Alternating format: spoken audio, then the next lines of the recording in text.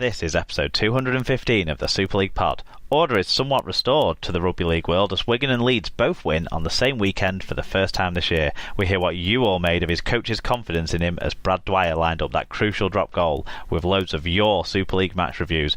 We've got Austin's Power and a Knight's Tale or two, Cup and NRL roundups, and more. There's some number one action and a number two man. So lay down the tarpaulin, because it's SLP time.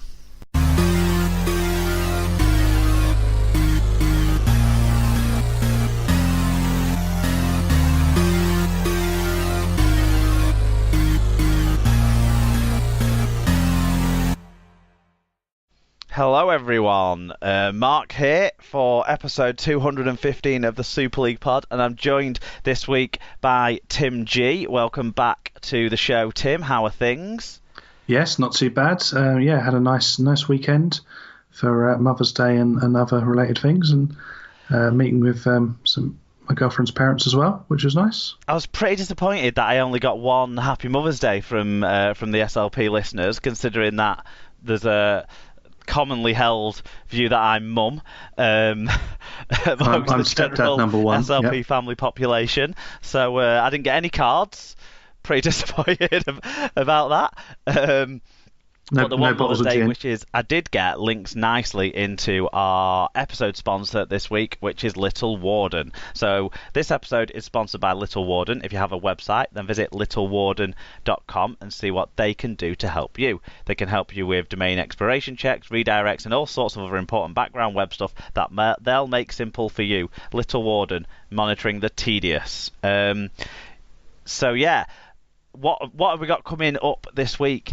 Then, Tim, we go from the England squad last week to the Knights this week in the news. Actually, in more ways than one, because there's some York news as well as the England Knights news. Hey. We've got fan views from all the Super League games, especially a huge number coming in for this week's Thursday night game. I don't know if that says that golden point works or it's running to over a page and a half on mine.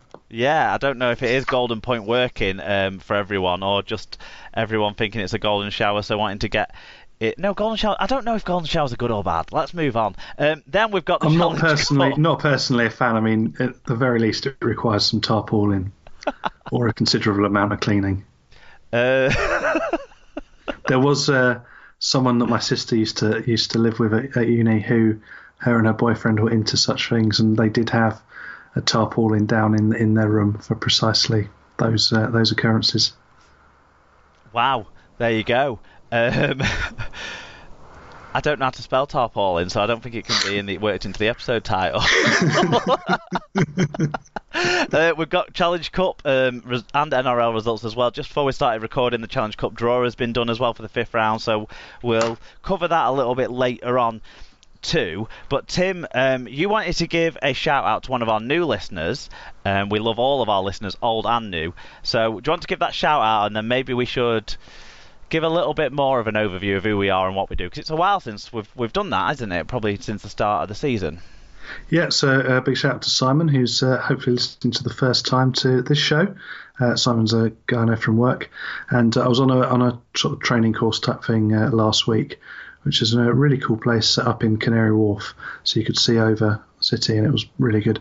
And we were talking about podcasts that you use for learning, and so then I threw in a quick cheeky SLP shout out at the end. Oh, well, that's perfect, because we are a podcast, and people do get to learn from our podcast, don't they, Tim? So yeah. Let's sort of explain why we're different to the other Rugby League podcasts if you are new, and what that means for you as listeners for getting involved in the show. So we are fan-led, we are unfiltered, and we read out whatever views come through, however distasteful, offensive, funny, on the button, critical of our teams, or what have you. We don't really critical care. of us, in fact. Sorry? Yeah. Or critical of us as well. Well, yeah, pretty much. Thankfully, we don't get too many of those these days. But that's the main difference of our show. So if you follow along our show on Twitter at Super League Pod or Facebook.com/Super League Pod, you'll see posts as the weekend develops, where we ask for your game reviews on the matches, and then this is a forum where we all get together, fans of all teams, share our views, take the piss out of respective opponents and that sort of thing, and generally have about 2 hours worth of fun with that every Monday night. So welcome along if you are a new listener, and we do encourage you all to send in your fan reviews. And if you're a long-standing listener as well, keep the fan reviews coming in too. And also any other feedback you want us to go through. And we've had some from our friend Rajan Tande, haven't we? Yeah. Tim, this is amazing. I'm going to pronounce it how it's written rather than how he told me to pronounce it for his Twitter handle. It's at Rajan Tande. That's RAJANTANDE. An increasingly valuable member of the Super League pod family. So what did Raj get in touch with us about, Tim? He said, finally finished listening to episode 214 from at Super League Pod yesterday. Good episode as always, but nice to hear the shout out for Theme Hospital from Mark. Always great to know that your work was enjoyed and appreciated. Yeah, and this came through, I think, before April Fool's Day, so so we weren't thinking it was quite pulling our leg. But we sort of knew Raj was in computer game programming, that sort of stuff. But it turns out, he was involved in one of my favourite PC games of yesteryear, Theme Hospital. So that's so exciting. And it just added to me reminiscing about Theme Hospital. And then I think some other people jumped in with some memories of their own. But so I don't think I ever played Theme Hospital. I definitely remember Theme Park, playing that a lot. That was an early one I had on an early computer. Well, he was involved in, I think, Theme Park World or something like that. One of the Theme Park games as well. When I scoped out what other things Raj had done, but So if you are a new listener, this is a common theme that we've got listeners out there who do and have done amazing things. For example, we've got Dom and all the money he raised for charity, all the ridiculous runs in amazing costumes. We've got Dr. Bob Phillips, Teenage Cancer Doctor, and all the amazing things that he's involved in, and many, many more fascinating people. Yeah, a huge, impressive listener base. And Barry McDermott, who gave us a little nod in the build up to the Cas game this week, or right at the start, I think, early on in the Cas game this week. It wasn't even the Cas game, whatever game it was on Thursday night. Who played Thursday night? That was Cas. Okay, it's your game, so I forgot. Cas Leeds, he gave a shout out to the old Darryl Prowell reference, didn't he? That Alan came up with last week's show. So that was awesome too. Great fun, yeah. But in Theme Hospital, my favourite. The thing that I found the most infuriating was when your hospital got infested with rats, because one, it seemed quite unrealistic, and two, they were hard to spot sometimes, especially if you couldn't see the wall where their little hole was.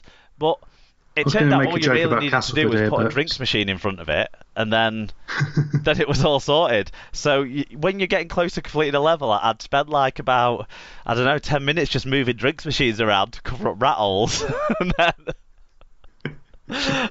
and then I'd succeed. So it's the equivalent of Tetris, where you can see everything's falling, and it's mounting up to you, just flinging things left and right to try and get it to fit. Exactly, but that's a good tip for the people out there playing Theme Hospital who don't know how to cover up the rat holes. Put a drinks machine or even a chair. The chair worked too. So happy times from childhood days. Excellent. That's the opening of the show. We're now. How was your weekend? We didn't do that bit. Oh, did we not do? Oh yeah, we normally do that, didn't we? Average. I'm in work a lot at the moment, Tim, so that's pretty boring. So I don't think the listeners want to hear about boring stuff particularly. We'll talk about my Sunday afternoon later on. That was fantastic. No, I've not really got a lot going on, but during the week I did go and watch Rod Gilbert, which I talked about at the end of last week's show. So I watched his new show, which is called The Book of John. Excellent.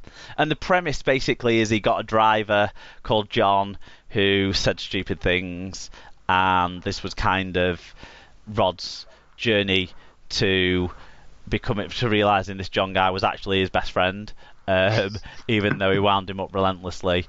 The first half of the show had some really poignant things in it this time from Rod Gilbert, really poignant messages and stuff like that. Wasn't quite up to speed on the comedy parts of it. I felt like he didn't tell his jokes quickly enough sometimes, and the audience maybe weren't getting into it because of that. After the interval, he came back and did some jokes about dead celebrities and absolutely killed it. They were brilliant. I love Rod Gilbert, because one of the best ones is where one of his early ones where I think it was either the award-winning mince pie or the cat who looks like Nicholas Lyndhurst, where he was making all the Welshisms and the Welsh jokes, and some of those are really spot on.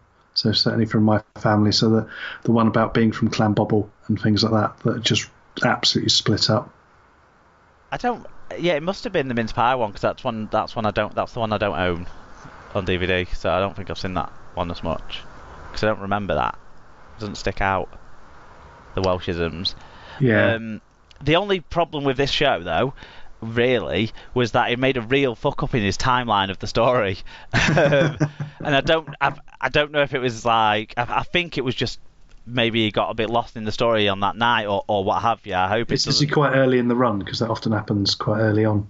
I'm not sure where. I think he's done a few shows already. He's in the middle, I think. It was in the middle-ish, but early middle. But he messed up with his timeline. That basically meant all these stories that were meant to have happened over a long period of time could only possibly have happened over 4 or 5 days, which, breaks down then the sort of... You suspend your disbelief a little bit with these comedians. You know that they're probably telling something that isn't quite true.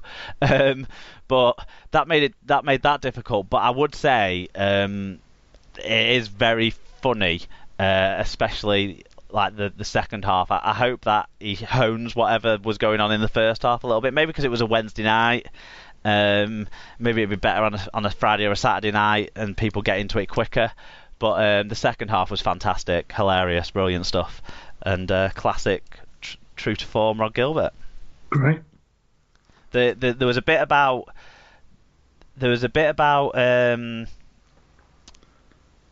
Well, I won't say too much, because obviously lots of people won't have seen the show yet, but there was a bit about going to a fertility clinic and a bit about the dead celebrities. They definitely were the best parts of the show, for sure. Okay, that was mine. What about you?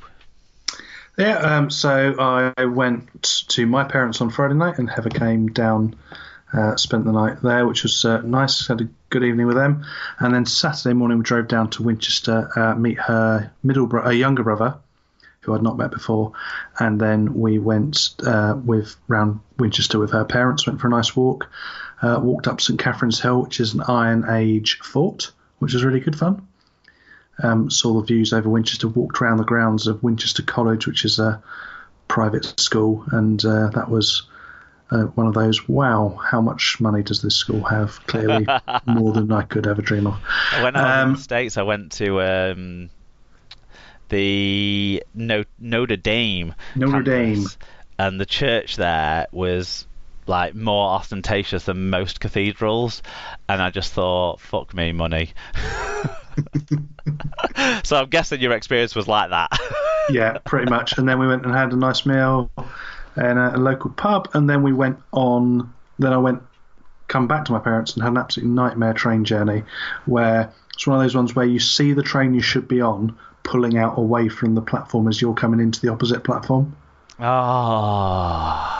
and it was one of those things where I thought I was going to make it, and then that train was delayed as well, so I thought, that's perfect, I've got a 3-minute delay, that's just enough time to get in, and then it stops outside Guildford on a red signal, and you think, it's not going to make it. So then I had an hour and a quarter's wait in the cold, which was wonderful. Thank you very much, South Western Trains.